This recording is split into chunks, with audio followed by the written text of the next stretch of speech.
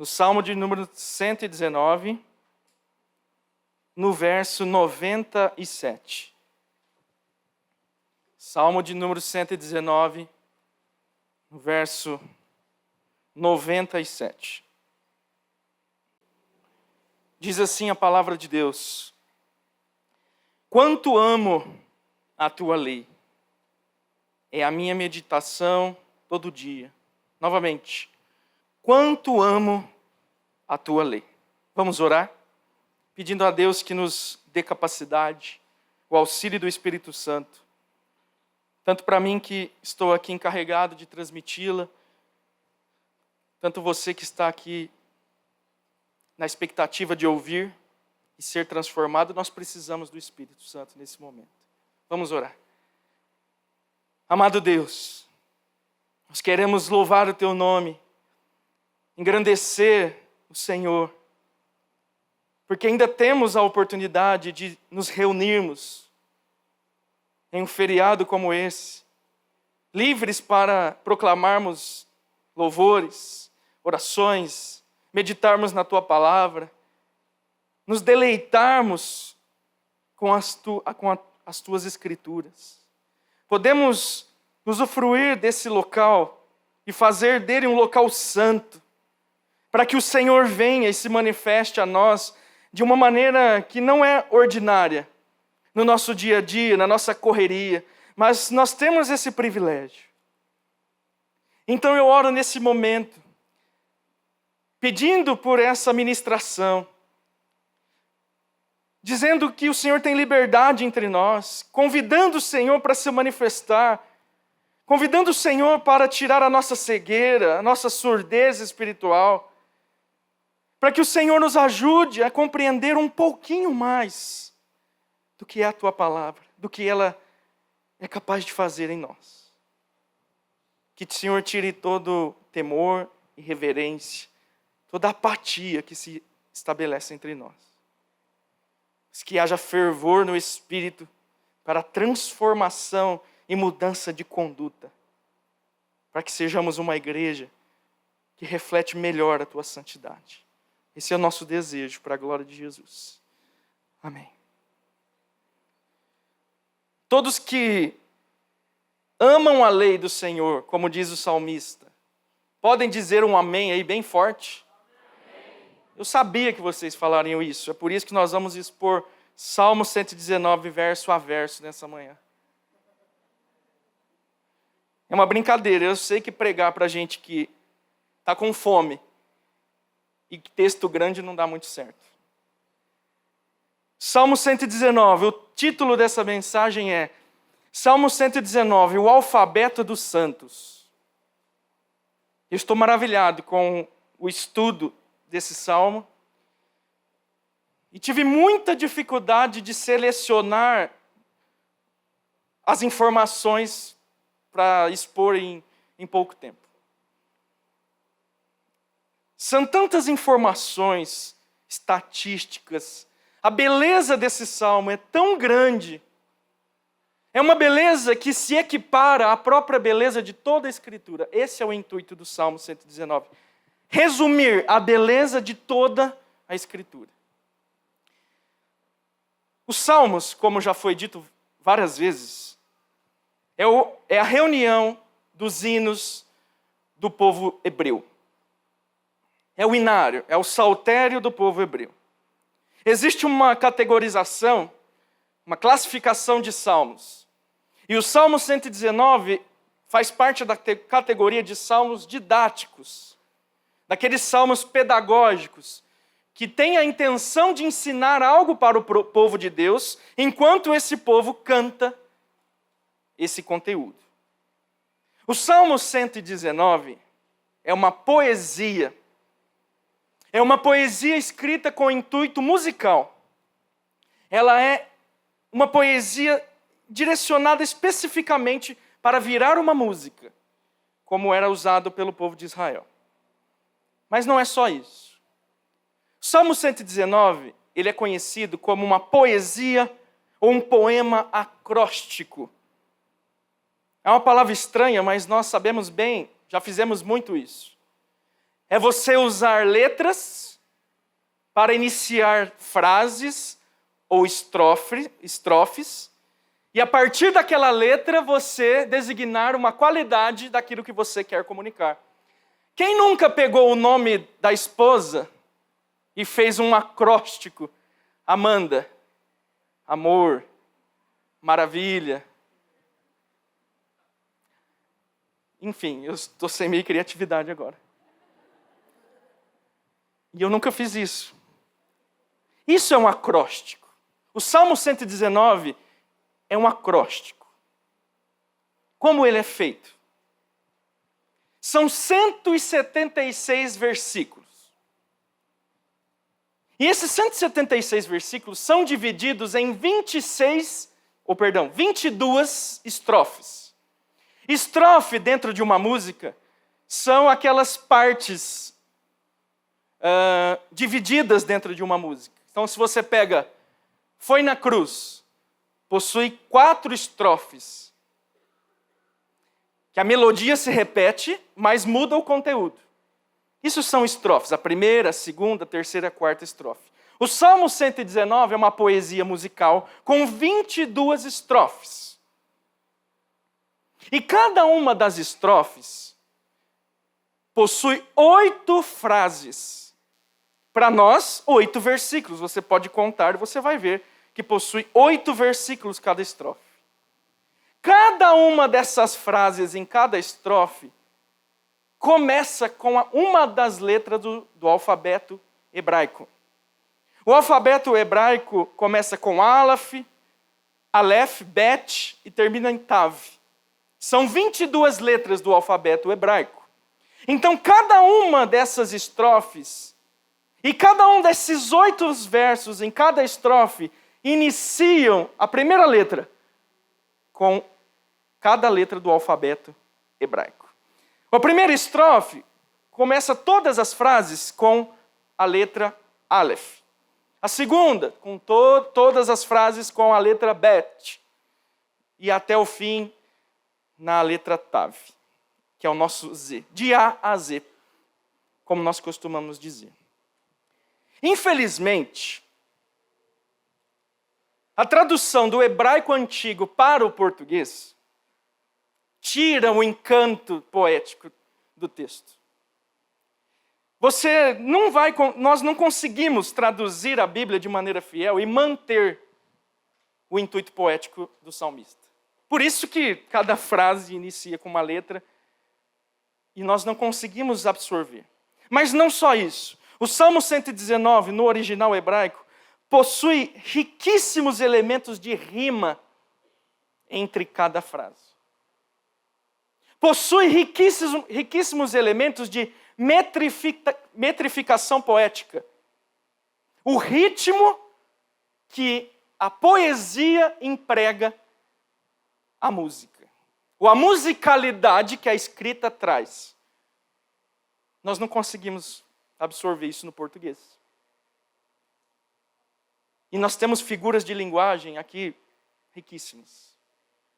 Por isso que não é possível expor o Salmo 119 em uma hora, não pelo número de versos.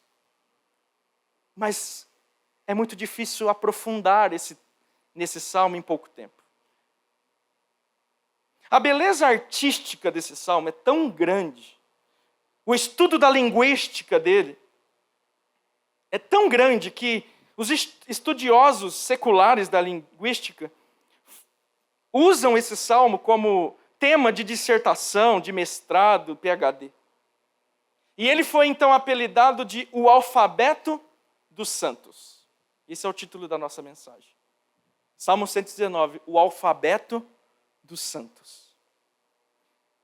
O intuito desse salmo não é desenvolver um tema progressivamente do começo ao fim.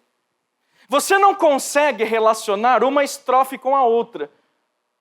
Cada estrofe tem uma mensagem única e individual, que, de certa forma, não tem uma continuidade na outra estrofe. Por quê? O intuito poético, as rimas, e esse intuito de manter esse acróstico não permite o desenvolvimento de uma ideia central do começo ao fim. Por quê? Porque o intuito, a valorização do intuito poético é auxiliar a memorização. O intuito do Salmo 119, no que diz respeito ao contato com as Escrituras, é que nós, e primeiramente o povo judeu, é que eles tivessem uma metodologia de memorização desse salmo. Esse é o principal intuito de toda essa engenharia linguística. Significa dizer que o povo judeu, iniciando da terra infância, cantava esse salmo para a memorização e entender o conteúdo de cada estrofe. Eles tinham o objetivo de guardar no coração o conteúdo desse salmo. E é isso que quer dizer decorar. Vem do grego essa palavra. É levar ao coração. Decorar é isso, você ler algo de forma que impregne na sua mente, na sua alma e faça parte do seu ser. E aqui nós já podemos fazer uma distinção entre o nosso tipo de contato com as Escrituras e o tipo de contato que a própria Escritura propõe. Nós somos adeptos dos cronogramas de leitura. 1 ou 2 capítulos por dia. E nós temos a pressa de ler a Bíblia em um ano, lendo um capítulo do começo, do meio e do fim, e aquilo vira uma meta tão mecânica para nós, que nós lemos um capítulo fora de contexto, de maneira fria. E no outro dia você nem se lembra mais do que você leu. E muito menos tem a oportunidade de se aprofundar no conhecimento das Escrituras. As Escrituras não são feitas para nós lermos. Elas são feitas para o nosso estudo, para nos debruçarmos nela. Esse é o intuito da poesia. Levar ao coração.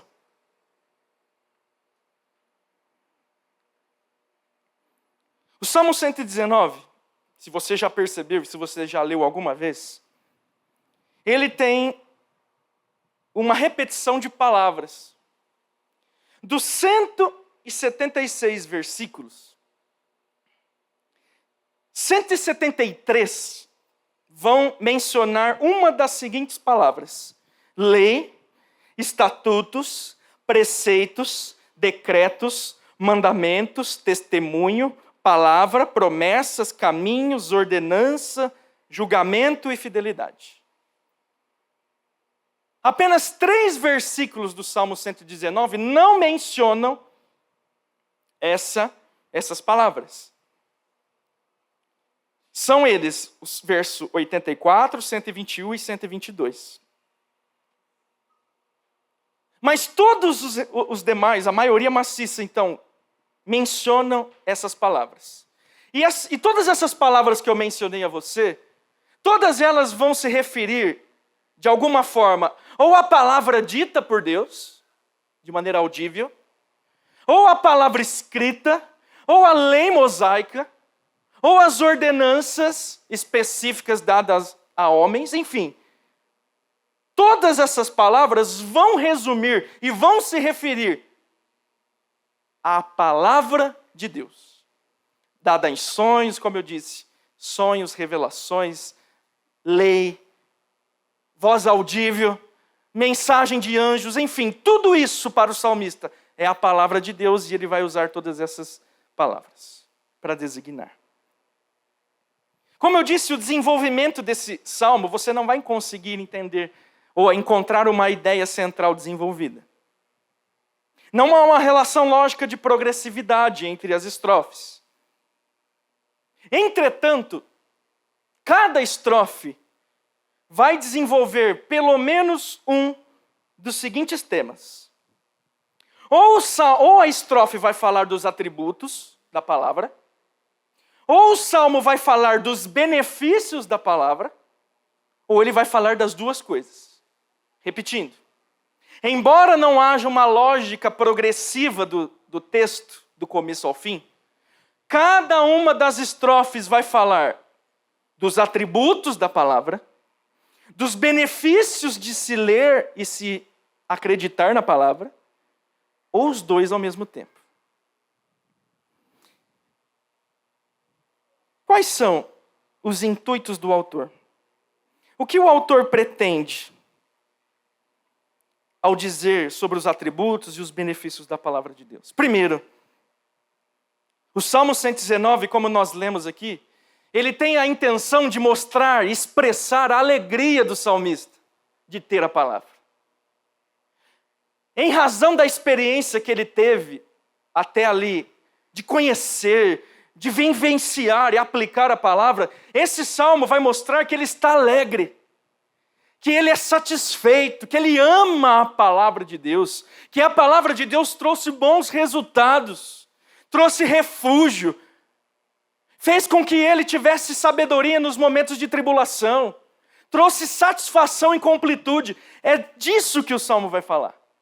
Ele vai mostrar que valeu a pena, que é uma alegria, que é um privilégio, que é um prazer o fato de Deus ter se revelado ao seu povo. Ele vai valorizar a palavra de Deus ao ponto de dizer que não há nada que se compare, que é aquilo que é o tesouro mais precioso que ele tem. O intuito também é promover a devoção. Se o salmista está dando um testemunho de tudo isso que a palavra de Deus é para ele, é porque ele quer que os ouvintes e cantores desse salmo entendam os benefícios de se devotar, de se obedecer à palavra, de amá-la, de valorizá-la, de estar com ela todos os dias. O salmista também quer descrever os motivos pelos quais a palavra de Deus, as Escrituras, é uma joia preciosa que deve ser valorizada. E claro, se esse é o intuito do salmista, se esse é o intuito da inspiração divina desse texto, esse também é o nosso intuito nessa manhã. Não apenas trazer informações e fazer com que você saia mais conhecedor das belezas linguísticas, mas é para que você saia daqui impactado com o resultado de se devotar e obedecer às Escrituras. Nós vamos, no desenvolvimento dessa mensagem, ver 2 estrofes de atributos da palavra e 3 estrofes de benefícios de se devotar à palavra de Deus. Como eu disse, são inúmeros temas, é uma riqueza muito grande, nós não temos como nos aprofundar. Mas eu quero, pela graça de Deus, conseguir transmitir pelo menos esses 5 pontos do Salmo 119.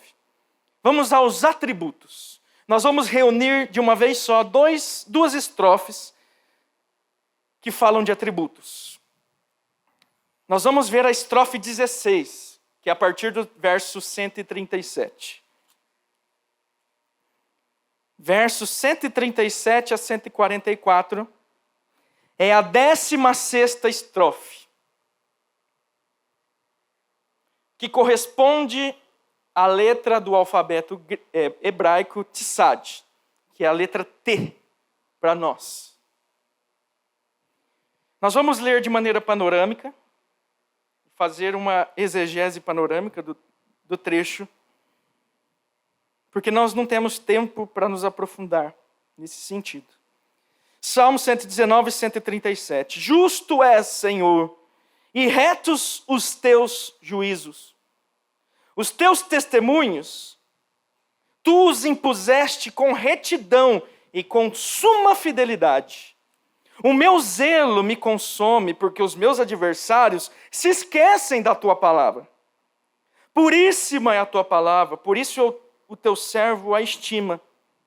Pequeno sou e desprezado, contudo não me esqueço dos teus preceitos. A tua justiça é justiça eterna, e a tua lei é a própria verdade. Sobre mim vieram tribulação e angústia. Todavia os teus mandamentos são o meu prazer.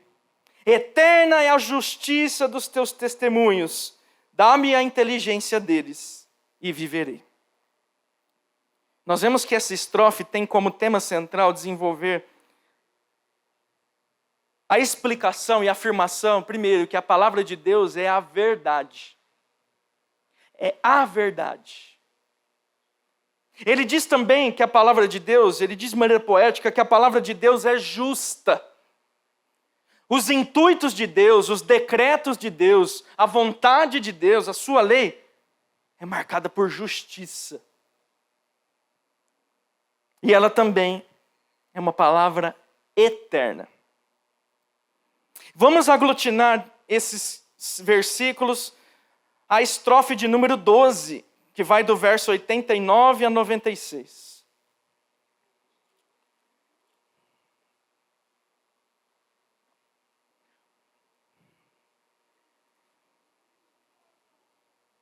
Versos 89 e 96. Corresponde à letra Lamed, que para nós é a letra L do nosso alfabeto.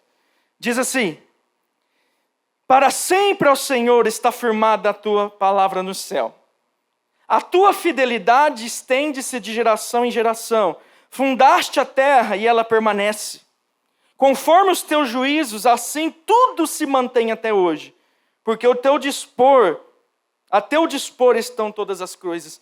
Veja, como o salmista está relacionando a imutabilidade da palavra de Deus, da lei de Deus, da vontade de Deus, e comparando isso à criação. A palavra de Deus e a lei de Deus é tão firme, sólida, imutável, que ela é comparada à ordem de Deus, aos astros, à lua, ao sol, ao mar, de forma que Deus disse: haja luz, e determinou que, a partir de um momento, o sol deveria emitir essa luz. E o que o sol está fazendo até hoje? Emitindo a luz. Deus estabeleceu a lua para controlar as marés, e o que a lua faz até hoje? Ela não se desviou 1 centímetro, nem para a esquerda, nem para a direita, nem para cima, nem para baixo. Ela ainda obedece à palavra de Deus. As leis naturais, as leis da física, elas são nada mais, nada menos do que a palavra que Deus emitiu na criação. E hoje nenhum homem pode ir contra as leis da física, porque a palavra de Deus é imutável. Assim como as leis naturais são imutáveis, a palavra de Deus não muda e não pode ser alterada. Vamos continuar. 92. Não fosse a tua lei ter sido o meu prazer, há muito já teria eu perecido na minha angústia. Nunca me esquecerei dos teus preceitos, visto que por eles me tens dado vida. Sou teu, salva-me, pois eu busco os teus preceitos. Os ímpios me espreitam para perder-me, mas eu atento para os teus testemunhos. O salmista vai mostrar agora os efeitos da palavra na sua vida. Ele diz que todos esses atributos da palavra, a imutabilidade, a invencibilidade, faz com que ele confie e persevere. É o resultado desses atributos na vida dele. O verso 96, mencionado tão bem ontem, também vai falar que a palavra de Deus, a sua lei, é ilimitada. Em tudo há perfeição. Ou em toda perfeição há limites, como foi dito ontem. No mundo artístico, esportivo, intelectual. Mas a palavra de Deus, em todos os seus atributos, não possui limites. Significa dizer que se a palavra de Deus é poderosa, ela é infinitamente poderosa. Se a palavra de Deus é satisfatória, ela é infinitamente satisfatória, não tem limites. Não importa o tamanho do buraco do seu vazio, ela te preenche. Não importa o tamanho da sua depressão, da sua tristeza, do seu medo, da sua omissão. Ela é infinita e ela é poderosa para te salvar. Em todos esses versos, nós destacamos esses elementos, esses atributos. Nós temos a verdade. A palavra de Deus é a verdade. E é trazendo para nós o que significa. É a garantia de que nós estamos no caminho certo. Diante de todos esses caminhos, religiões que são propostas a nós, Algumas até, a maioria delas, que nos agradam, que vão de encontro com o nosso desejo. Como saber que nós estamos no caminho certo? Como nós podemos ter certeza que ao morrermos, não teremos a surpresa de chegar no céu e encontrar com Alá? Poxa, mas não era Deus e Yahvé? É Alá que é o Deus? Estou perdido. Qual é a garantia que nós temos de, ao morrermos, termos a nossa alma aniquilada? Não existia vida eterna. Perdemos tempo aqui. Qual é a garantia que ao chegarmos no céu, veremos Maria intercedendo por nós junto ao Pai? A garantia é a diferença da palavra de Deus. Tudo isso que eu disse a você, todas essas doutrinas e propostas religiosas, partem de homens, de papas, de profetas pecadores, mas a palavra de Deus é a verdade, porque ela vem do próprio Deus. Ela é estabelecida pelo próprio Deus. Então nós podemos confiar que ao chegarmos no céu, nós veremos Yahvé assentado no seu trono, e à sua direita nós veremos Jesus Cristo reinando, nosso intercessor. É a garantia que nós temos. É a garantia que nós não estamos perdendo tempo nessa vida, sofrendo por amor ao Evangelho. É a garantia. A palavra de Deus, segundo esses versos, ela também é fiel. Ela é imutável. Deus resolveu estabelecer a sua palavra de maneira fixa. E mesmo que ele pudesse fazer isso, ele resolveu não mudá-la. Ele é imutável, a sua palavra é imutável. A palavra de Deus é invencível. A imutabilidade é uma decisão de Deus não mudar a sua palavra. E a invencibilidade é a incapacidade dos homens e de Satanás mudar essa palavra. Haja o que houver, seja qual for o plano dos homens, de Putin, de Satanás, não haverá chance alguma de ninguém mudar 1 centímetro dos decretos de Deus. Por isso nós somos um povo vencedor. Por isso nós temos a garantia da vitória, mesmo que nossos corpos sejam mortos, mesmo que nós sejamos perseguidos e percamos nossa família, nossos bens e tudo, nós somos vitoriosos. Porque naquele grande dia a palavra de Deus diz que nós seremos ressurretos. E os nossos rostos não serão confundidos. Seremos glorificados com Cristo. Então não importa o que esses homens façam, o que o diabo faça. Somos invencíveis porque a palavra de Deus é invencível. Quero ouvir mais um amém forte. A palavra de Deus é ou não é digna de confiança? Pena que isso não é visto na prática. Isso não faz parte muito da nossa prática, apesar de nossas palavras concordarem.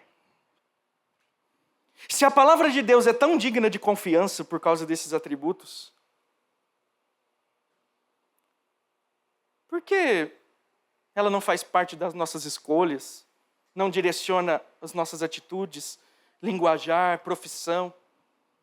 Por que, jovem, você quando se sente sozinho, ao invés de confiar na palavra de Deus, ao invés de esperar e confiar no que a Bíblia diz sobre o casamento, sobre o prejuízo do jugo desigual, por que você continua então ignorando a palavra de Deus e vai ao mundo buscar, fletar com aqueles que não fazem parte do reino de Deus? Será que ela é tão confiável assim para você? Porque no momento de nós escolhermos uma profissão, um empreendimento, nós não estamos muito preocupados assim em fazer tudo de maneira legal. Porque nós não confiamos na palavra. A palavra diz que dai a César o que é de César. E apesar das grandes dificuldades, nós temos que confiar em Deus para que nossos empreendimentos tenham sucesso. Mas nós queremos dar o nosso jeitinho. Queremos os atalhos. Por quê? Na hora da crise conjugal, nós buscamos alternativas humanas e colocamos toda a nossa confiança no que os homens dizem, nos métodos dos homens. separa, arruma outra, bate, mostra que você é machão. Porque nós não confiamos na palavra. Esses atributos não fazem sentido nenhum para nós na prática. Por que quando nós olhamos ao nosso redor e vimos essa sociedade caída, perdida, e vimos ideologias vindo contra nós para tomar nossos filhos, matar a nossa alma e matar a nossa fé, por quê? Contra a crise econômica e tantas outras coisas, nós não recorremos e confiamos na palavra de Deus. Nós confiamos em outras coisas. Confiamos no nosso braço, no que nós podemos falar, agir, na nossa cartilha. Na verdade, a palavra de Deus, esses atributos, não nos geram confiança. Confiança não é só acreditar. Confiança é depositar fidelidade. A confiança e a fé nas Escrituras, segundo a palavra mais genuína, ela quer dizer um pensamento e uma atitude. É você confiar, mas é também você ter a atitude de ser fiel, se entregar, esperar naquilo. Isso é confiança. Nós precisamos confiar mais nas Escrituras. Nesse poder, nessa infinitude, nessa verdade, nessa fidelidade, nessa invencibilidade. Essas são as estrofes de atributos da palavra de Deus. Existem muitos outros aqui, mas nós não temos condições. Vamos às estrofes de benefícios da palavra de Deus. Vamos para a segunda estrofe. Verso 9, a partir do verso 9 até o verso 16. Texto muito conhecido. Diz assim: de que maneira poderá o jovem guardar puro o seu coração? Ou guardar puro o seu caminho? Observando segundo a tua palavra. De todo o coração te busquei. Não me deixaste fugir aos teus mandamentos. Guardo no coração as tuas palavras para não pecar contra ti. Só até aqui. Esses 3 primeiros versos da estrofe vão falar de um tema específico. E o primeiro verso diz que menciona os jovens. Como que o jovem pode guardar puro o seu caminho? O salmista aqui não está diretamente querendo mostrar que a palavra de Deus só serve para os jovens. Não está querendo falar que o poder que há na palavra é direcionado só aos jovens, para os livrar do pecado. Isso aqui é uma figura de linguagem usada pelos sábios, os sábios do Oriente. Vê se você concorda comigo. Qual é a classe de pessoas mais vulnerável ao pecado? Qual é a classe de pessoas mais tola? Sem experiência, sem discernimento, orgulhosa? São os jovens. Não fique bravo, jovem. Eu também sou jovem ainda. E quando mais jovem, também cometi muitas tolices. Pergunta para os pastores, para o meu pai. Tolice atrás de tolice. Por quê? Os jovens são os mais vulneráveis. Eles acham que sabem tudo. Eles acham que os adultos estão ultrapassados. E aí depois eles voltam adultos arrependidos à presença de Deus. Porque são vulneráveis. Esse verso está querendo dizer: a palavra de Deus é poderosa para santificar até a classe de pessoas mais vulnerável que existe, os jovens. Nós vemos nesses primeiros 3 versos dessa estrofe o benefício da santificação quando nós confiamos e somos devotos à palavra de Deus. Ele continua no verso 12, Bendito és tu, Senhor, ensina-me os teus preceitos. Com os lábios tenho narrado todos os juízos da tua boca. Mais me regozijo com o caminho dos teus mandamentos do que com todas as riquezas. Meditarei nos seus preceitos e as tuas veredas terei respeito. Terei prazer nos teus decretos, não me esquecerei da tua palavra. O poder santificador da palavra de Deus. João 17:17 reproduz as palavras de Cristo na oração sacerdotal. Santifica-os na verdade. A tua palavra é a verdade. Se você for um cristão sincero, você vai se identificar com o que eu estou dizendo a você. Tem pessoas que buscam a Deus por causa de tribulações. Tem pessoas que se entristecem na sua vida por falta de dinheiro, falta de bens, falta de realização de sonhos. Mas o cristão genuíno, ele se entristece por conta do seu pecado. Suas falhas, suas quedas. O fato de não ser o marido que gostaria de ser, a esposa, o profissional, o cidadão, o pai. E ele fica muito triste. É para você essa dica dessa manhã. A palavra de Deus é poderosa para te santificar. É poderosa para te fazer vencedor sobre o pecado. E isso não é oratória. Isso não é vazio.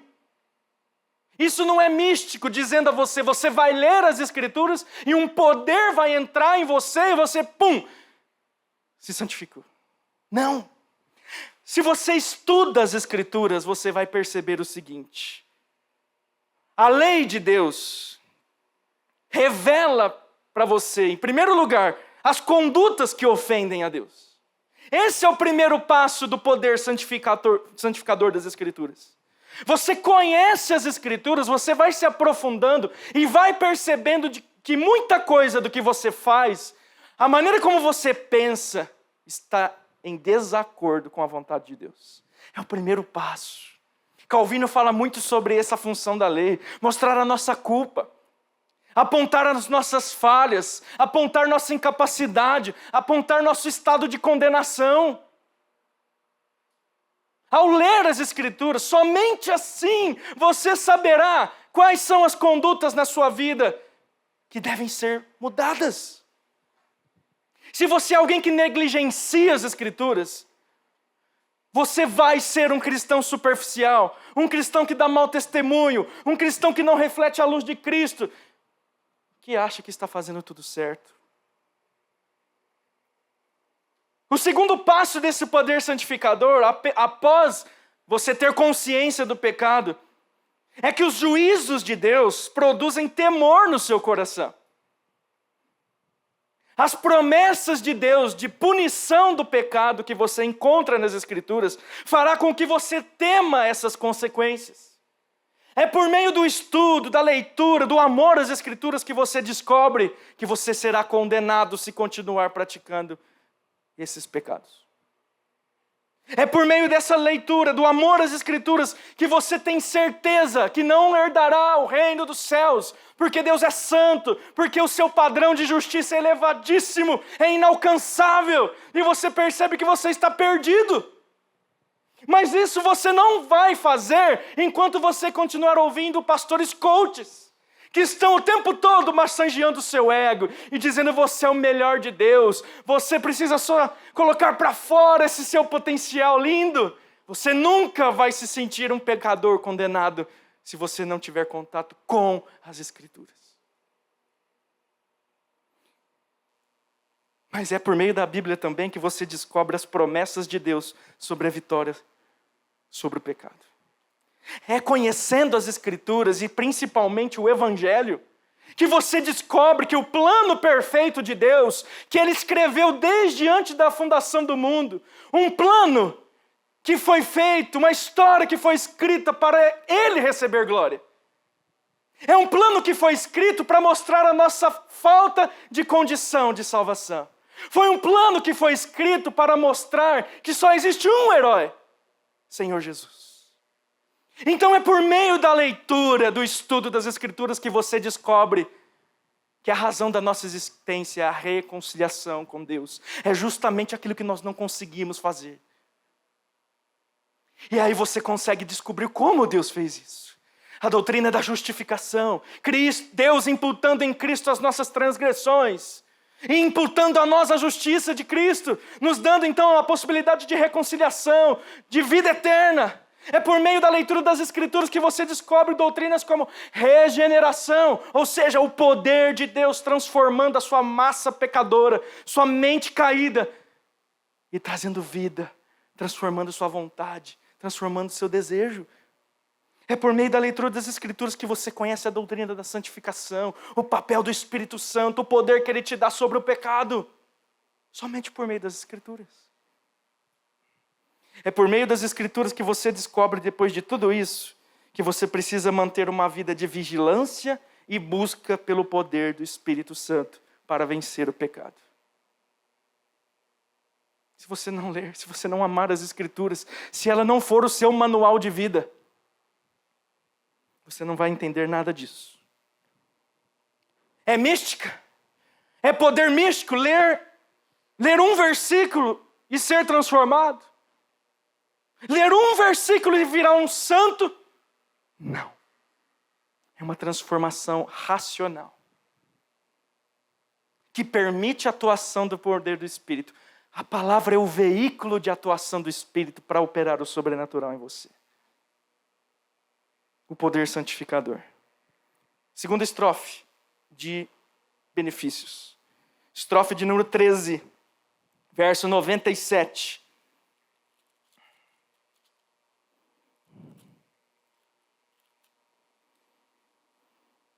Corresponde à letra men, que é o nosso M. Verso 97, diz assim: quanto amo a tua lei, é a minha meditação todo dia. Os teus mandamentos me fazem mais sábio que os meus inimigos. Porque aqueles, ou seja, os mandamentos, eu os tenho sempre comigo. Compreendo mais do que todos os meus mestres, porque medito nos teus testemunhos. Sou mais prudente que os idosos, porque guardo os teus preceitos. Até aqui, nessa estrofe, o salmista está mostrando que ele, por causa da palavra de Deus, mesmo sendo jovem, mesmo não sendo um professor, mesmo sendo uma pessoa que não se espera tanta sabedoria, por causa da palavra de Deus, ele é mais sábio que os inimigos, que os idosos e que os professores, os mestres dele. Verso 101. De todo mau caminho desvio os pés para observar a tua palavra. Não me aparto dos teus juízos, pois tu me ensinas. O salmista mostra que o fato de ele confiar na palavra de Deus faz ele receber um professor maravilhoso, que é o próprio Deus. Os homens têm muitos professores. Paulo Freire, Aristóteles, Sócrates. Tem um monte. Cada um para o seu gosto. Mas aquele que confia na palavra de Deus tem como professor o Criador de todo o universo. Aquele que sabe de todas as coisas, aquele que foi descrito tão bem ontem na palavra introdutória. Verso 97 e 103. Quanto amo a tua lei, a minha meditação todo dia. E aí o 103 diz: quão doces são as tuas palavras ao meu paladar, mais que o mel à minha boca. Quando o salmista confia na inteligência e no entendimento da palavra de Deus, ele testifica que esses mandamentos, essa palavra então é amável e é agradável. Por quê? Porque o segundo benefício a ser meditado aqui nessa manhã, da palavra de Deus, é a sabedoria que ela transmite a nós, que ela promove em nós. Deixe-me fazer uma distinção semântica aqui. Conhecimento não é a mesma coisa que sabedoria. Conhecimento nós temos de monte. Conhecimento nós temos acesso ilimitado. Agora, sabedoria é uma coisa distinta. Conhecimento é o acúmulo de informações que você tem, ou que você promove. É a busca que você tem por entender as coisas, por internalizar, decorar. É o seu aprendizado. É algo passivo. É o que você recebe. Agora, sabedoria é algo que só vem de Deus. Só Deus é fonte de sabedoria. Sabedoria é a sua capacidade de aplicar o conhecimento de forma a trazer bons resultados. Você já se perguntou, tanta gente inteligente, com cheio de conhecimento, pessoa que vive falindo, tão inteligente, mas tem uma vida com a esposa horrível, não é feliz na sua relação familiar. É inteligente, mas não tem amigos. É inteligente, mas se dá mal em tantas coisas. Isso é falta de sabedoria. É saber aplicar esse conhecimento. E adivinhe só, qual é a única fonte de sabedoria que nós temos? As Escrituras. Por que a sabedoria de Deus é tão importante? Olha, quando o homem pecou no jardim do Éden, se cumpriu a promessa de que ele morreria se ele desobedecesse a Deus. Ele seria completamente afetado. E a palavra de Deus diz, ali nos últimos versos do capítulo 3 de Gênesis, que a Trindade se reúne e traz a seguinte afirmação: agora o homem é conhecedor do bem e do mal. É um verso, parece que é aleatório. A Trindade falando entre si.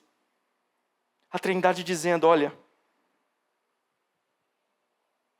o caos vai se instalar nessa criação. Porque nós, pessoas da Trindade, temos o conhecimento do bem e do mal, mas nós temos domínio sobre o mal. Mas agora o homem, sendo conhecedor do mal, ele está vulnerável, porque o homem não tem domínio sobre o mal. De forma que isso se cumpriu, e ao conhecer o mal dominou o homem e principalmente afetou a sua sabedoria. Extinguiu a sabedoria do homem. De forma que agora o homem pensa assim: eu quero me achegar a Deus por meio de obras. E Deus diz, não é assim. É por meio de fé e confiança em mim. Mas o homem quer por meio de obras. É um homem que não tem sabedoria. Caído, nulo em seus pensamentos. O homem diz, eu quero como estilo de vida e o principal motivo da minha vida, buscar a minha satisfação. Enquanto Deus diz, não. A minha sabedoria para você é, viva para satisfazer a minha vontade e a minha glória. Mas o homem não quer. O homem diz, eu quero buscar relacionamentos, prosperidade, da minha forma. E Deus diz, não. A minha sabedoria diz que não é dessa forma. Se você é alguém que não tem contato com as Escrituras, você é alguém que está sendo guiado pela sabedoria caída do homem. Você é alguém que está sendo guiado pela ilusão da sabedoria humana. Você está iludido, você está ludibriado, você está entorpecido, achando que você está certo.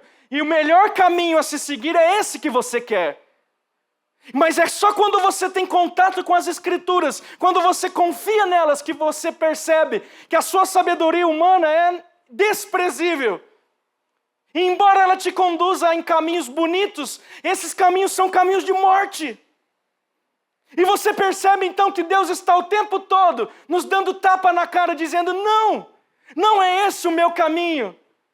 O meu caminho de vida O meu caminho de alegria, de vida eterna, que para você parece algo ruim, na verdade é o certo. Na verdade vem de mim. É a sabedoria de Deus. É a sabedoria de Deus curando a queda, curando a depravação do homem.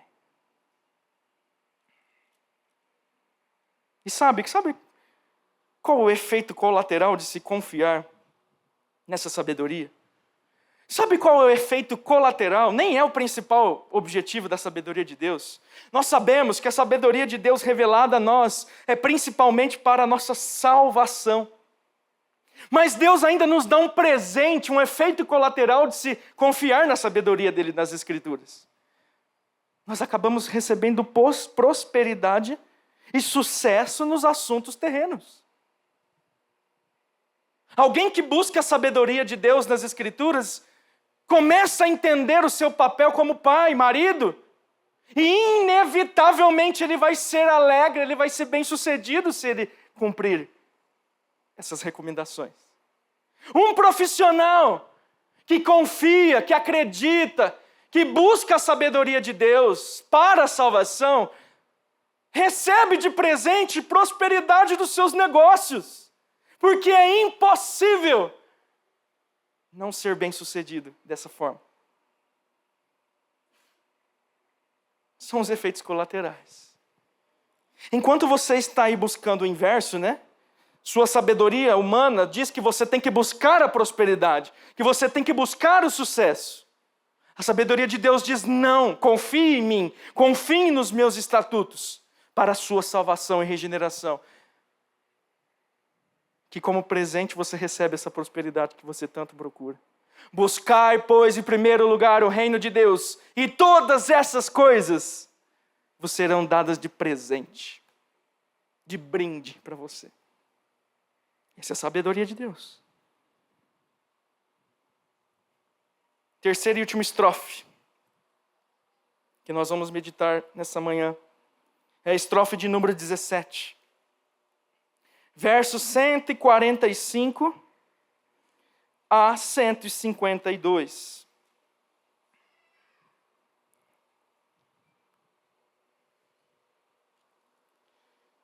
Diz assim: de todo o coração te busco, eu te invoco. Ouve-me, Senhor. Observa os teus decretos. Clamo a ti, salva-me. E guardarei os teus testemunhos. Destaque para esses dois versos próximos. Antecipo-me ao alvorecer do dia e clamo a tua palavra, na tua palavra espero confiante. Os meus olhos antecipam-se às vigílias noturnas, para que eu medite nas tuas palavras. Continuando. Ouve, Senhor, a minha voz, segundo a tua bondade. Vivifica-me segundo os teus juízos. Aproxima-se de mim os que andam após a maldade. Eles se afastam da tua lei. Tu estás perto, Senhor, e todos os teus mandamentos são verdade. Quanto às tuas prescrições, há muito sei que as estabelece para sempre. Como eu fiquei impactado com essa estrofe. É uma linguagem poética, ela é rebuscada, ela é truncada. Mas o salmista, ao se encaminhar para o fim, ele vai dizer que aqueles que têm uma vida de dedicação e devoção às Escrituras, é alguém que é levado a uma vida de oração. O benefício de estar todos os dias debruçado, sedento pela palavra de Deus, é que você automaticamente vai ser levado à oração. As Escrituras e a vida de oração, esses dois exercícios, nós já falamos aqui muitas vezes, eles são interdependentes. Eles estão interligados. O salmista está querendo dizer que quando ele conhece a Deus, A partir do momento que ele começa a compreender as obras, como Deus trabalha, como Deus age e pensa, como Ele é, o seu amor, a sua misericórdia, a sua ira, o seu juízo, ele vai ser levado a orar. Ele vai ser levado a querer cumprir aquilo que ele leu, a cumprir e receber aquilo que ele estudou, que ele descobriu nas Escrituras. Então ele diz que ele se antecipa, é alguém ansioso. Antes do alvorecer, ele vai antes do sol nascer, e ele se prostra e clama ao Senhor: Senhor, isso que eu li nas suas Escrituras, isso que eu aprendi na tua lei, eu quero isso, Senhor. Dá-me, derrama sobre mim isso, derrama sobre mim, cumpre a tua palavra em mim. Ele não vai colocar o relógio para despertar, ele não vai ser incomodado pelo pastor para ir na reunião de oração, ele não vai ter que ser convencido de que ele tem que orar 5 minutos. Ele vai se antecipar a tudo isso. Ele vai dizer: eu quero buscar tudo isso que eu aprendi em oração. Sabe, a primeira lição aqui é para você que é um estudioso das Escrituras, que lê, que gosta de teologia, enfim, eu também gosto. Mas o que nós devemos nos policiar é o seguinte: se o seu contato com o conhecimento de Deus e as Escrituras não te leva a orar, você está em perigo. Tem alguma coisa de errado aí. Se você é aquele que devora livros, mas foge da oração, tem alguma coisa errada. É impossível alguém que é tocado pelo Espírito Santo no conhecimento das Escrituras não ser constrangido a dobrar os seus joelhos. Pode estar sendo um contato com o conhecimento de Deus para o orgulho, para a soberba, para galgar posições sociais, para ser bem visto, para ser um teólogo, que é o sonho de ser um conferencista, é o sonho de ser alguém que vai vender livros, não sei. Existem muitas pessoas nesse avivamento teológico que estão assim, que se entregam ao estudo, mas esse estudo não os leva aos joelhos. Isso está errado. Tem alguma coisa errada nisso. E para você, que diz: eu não consigo orar, eu não gosto, eu não consigo, eu fico 5 minutos, já fico entediado. E na hora que o pastor começa a falar de oração, 1 hora por dia, e vigília, isso aí já me deixa constrangido, isso é uma cruz para mim. Meu irmão, está faltando o combustível certo na sua vida. Sabe qual é o combustível da oração? É a palavra de Deus. Sabe qual é o que vai mover a sua vida de oração? É você estar cheio, é você estar inundado da palavra de Deus. Só quem lê as Escrituras, só quem ama as Escrituras, vai entender que pagar o preço da oração vale a pena. Só aquele que for inundado das Escrituras vai entender que aquele sacrifício de ficar ali orando, de ficar ali insistindo, todos os dias e meses e anos de uma vida toda, só essa pessoa que é impactada com os atributos de Deus nas Escrituras, só ele vai conseguir se sacrificar. Ele conhece a Deus, ele conhece as obras de Deus. Ele sabe quem Deus é. Ele sabe quais são as promessas que Deus colocou nas Escrituras. Ele só vai completar o serviço na oração. Terceiro benefício das Escrituras: promove uma vida de oração. Vou concluir da seguinte forma. Vamos voltar no verso de número 2 somente. Verso de número 2.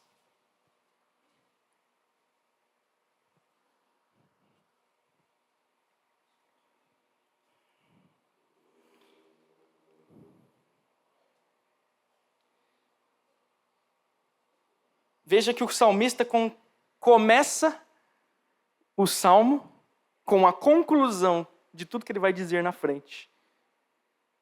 Bem-aventurados os que guardam as suas prescrições e o buscam de todo o coração.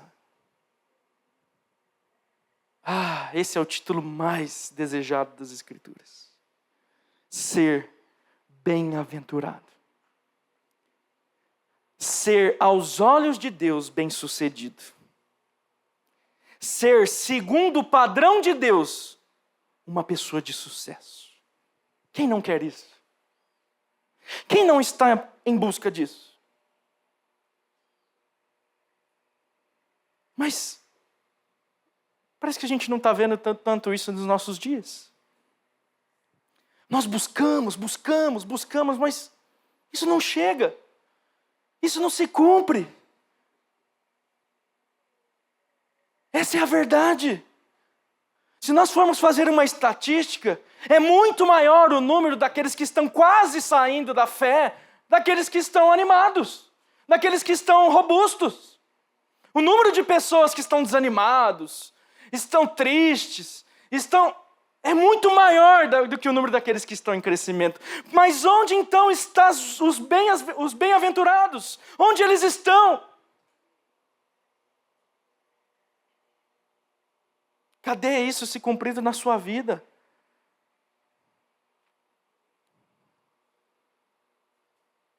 O poder, os atributos, os benefícios da palavra de Deus estão aí. Diga para mim, com sinceridade, responda internamente. Eu preguei alguma novidade aqui? Do tipo assim, eu não sabia que as Escrituras santificavam. Eu não sabia que esse pecado que eu luto há tanto tempo, as Escrituras têm o poder de matar ele. Ou alguma outra coisa, foi novidade? Eu sei que não foi. E esse nem era o meu intuito. Então, o que nos impede de desfrutar? Se nós temos o conhecimento, se você já até chegou aqui sabendo de todas essas informações, o que nos impede de usufruir, de vivenciar esses atributos, esses benefícios da palavra de Deus? A primeira coisa é a apatia. Apatia é não ter nenhuma reação diante de uma ação que é feita sobre você. Apatia é aquela pessoa que no assalto recebe um revólver na cara e consegue ficar assim. É quase que um esquizofrênico. Não tem sentimento, não tem reação. E sabe, há entre nós pessoas assim, que ouvem essas palavras, que vão ver palavras mais graciosas ainda do decorrer do retiro e vão continuar apáticas, sem reação, pálidas, quietas, não vão fazer nada diante do aprendizado, da exortação e das advertências. Por isso não serão bem-aventurados. Continuarão buscando a bem-aventurança, desejando que um anjo venha e traga de presente, e não encontrarão durante toda a sua vida, enquanto permanecerem apáticos. Segunda coisa que nos impede de desfrutar desses benefícios é a omissão. Existe uma segunda classe de pessoas que ouvem essa mensagem. São aqueles que estão aí nas cadeiras assim, uau, meu Deus, glória a Deus, como eu amo a palavra, eu vou ficar o dia inteiro sem comer, eu vou dar minha vida por isso, E quarta-feira não vai mudar nada. Sabe, antigamente a gente falava assim, nossa, o retiro é um fogo de palha que dura um mês, né? Mas agora não, na quarta-feira de manhã já está dando problema. Já está desonrando o nome de Deus. Já não está olhando para as Escrituras. Já ignorou, já passou. São pessoas que são apáticas? Não. Você conversa, você fala, que palavra! Meu Deus! Como eu sou miserável! Como isso e aquilo! Mas não colocam em prática. São omissas. Não tomam atitudes. E tem um terceiro tipo de problema que impede essa frutificação.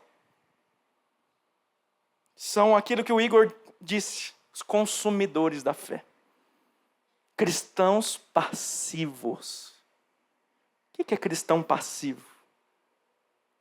O cristão passivo é aquele que fica muito bem confortado. Ele fica bem tranquilo. Essa palavra nem faz muito sentido para o cristão passivo. Por quê? Tem um monte de livro. Tem um monte de vídeo na internet. Eu faço parte de uma igreja bíblica, com pastores que pregam. Eu confio nos pastores da minha igreja.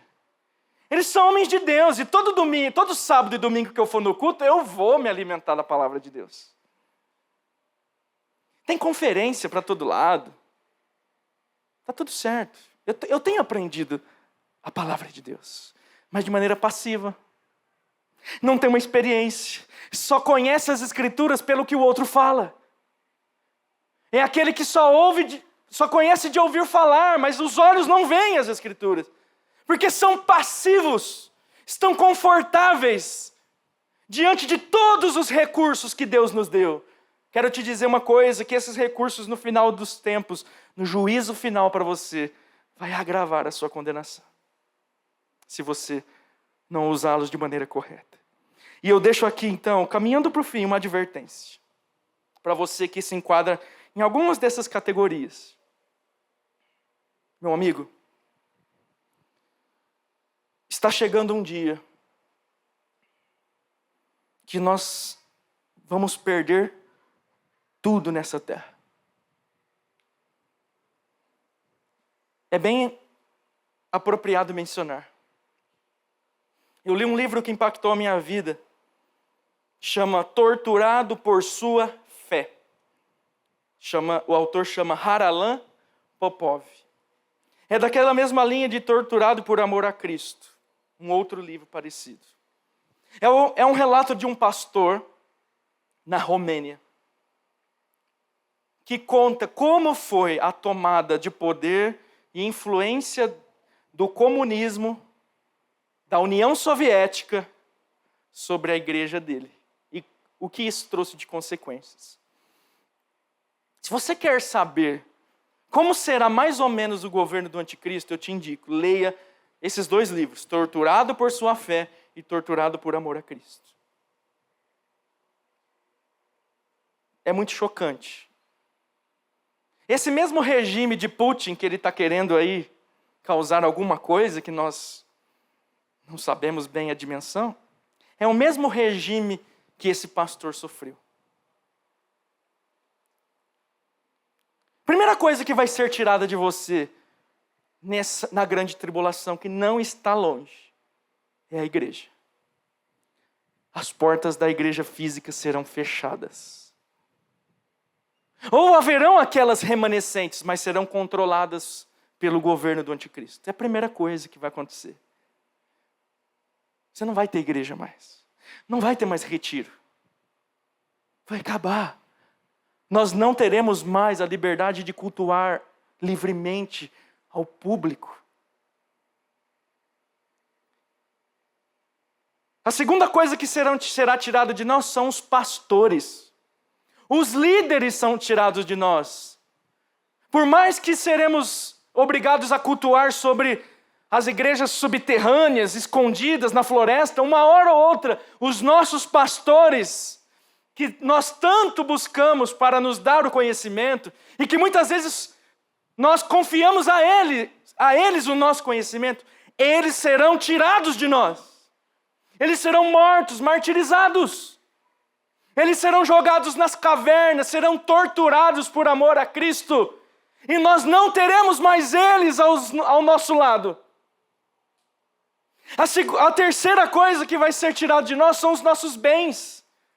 O seu computador que você usa para assistir a internet vai ser tirado de você. O seu celular, o seu carro, a sua casa, tudo vai ser tirado de você.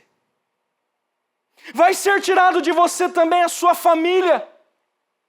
O seu marido que tanto te ensina, que você confia a ele o seu contato com as Escrituras, ele vai ser tirado de você. A esposa a quem você designa o conhecimento bíblico e a sua edificação, ela vai ser tirada de você. Vocês, filhos, vocês têm que entender, os seus pais, se eles forem cristãos genuínos, eles serão tirados de você.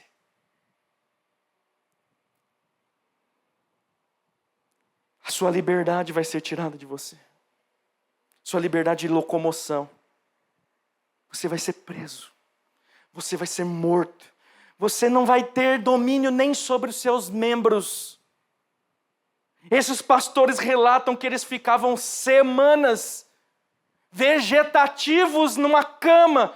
Tamanha era a tortura que eles sofriam por amor a Cristo. Eles não conseguiam pronunciar uma palavra. Eles não conseguiam fazer nada. Você vai ter sua liberdade tirada.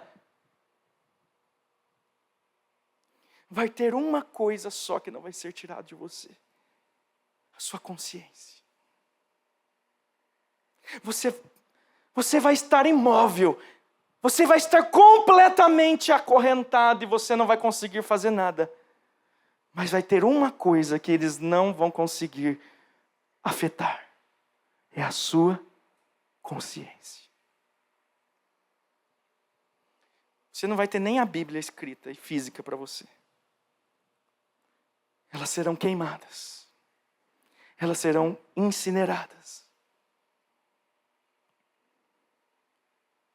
Se você tem consciência de que tudo isso que eu estou falando é verdade, está muito próximo de acontecer,